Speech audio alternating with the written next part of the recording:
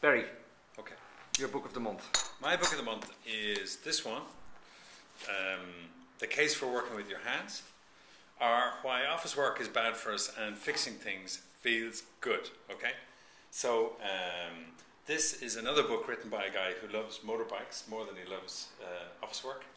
So, maybe it's ground that's been a little bit covered by Robert Pirsig, Zen of the Art of Motorcycle Maintenance, but it's still a hell of a blast. It's even got a drawing in here of a clutch rod oil seal. He gets into the details. He loves the motorbike world. But the interesting thing about it is he's also a guy who's got hired in working in the world of think tanks and analysts and all that. So he's actually had two parallel careers. And when he compares the two, he just prefers one so much more than the other. And he has reasons for that. So the kind of point that he's making is about the fact that work has become less and less physical, that people don't make things anymore, and that when Peter Drucker came up with the expression knowledge worker back in the 70s, that it was a bit of a scam, because most knowledge work is actually just clerical work, and most of it is just very routine. So he asks a question like, why does the latest Mercedes not have a dipstick in it? Well, he says the reason is that they don't think we want to get our hands dirty anymore, doing something like checking the oil level in our car. And he says, well, are they right in that? They possibly are. So we have the wizardry of electronics saying, don't worry about this kind of stuff. We'll do this for you. You don't need to know. You come into the experts and we'll charge you through the nose and all that kind of stuff. So expertise in that way is taken out of our hands. We get cut adrift from the world that we live in. It's not good for us. It's not good for our happiness. And you can see the results is the point that he's making. One of the things I was really struck by in it was he says we tend to think the big distinction in the workforce between higher educated and lower educated. And of course the college is forever saying if you get a degree from us it'll be worth €100,000 per annum to defend the education system. And he's saying the real distinction is between jobs that are routine and jobs that aren't routine.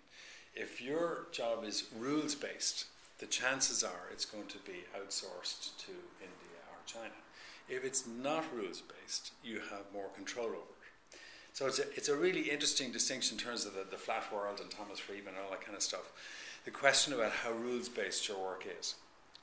So as he says, you can't hammer a nail over the internet. So there's certain things that need work in situ. You've got to be there, you've got to be face-to-face.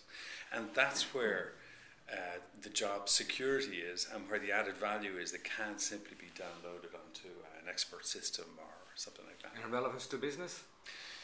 Well, I think for people looking at 450,000 people unemployed and asking when we're rebuilding an economy, what kind of economy do we want to rebuild? I think there's a huge amount in here.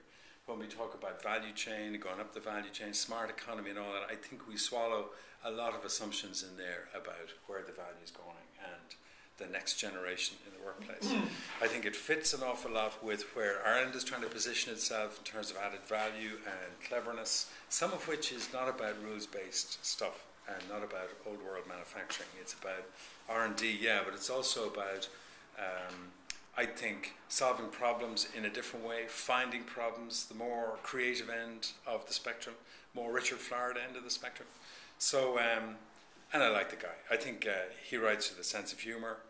He's great writing about working in a motorbike shop.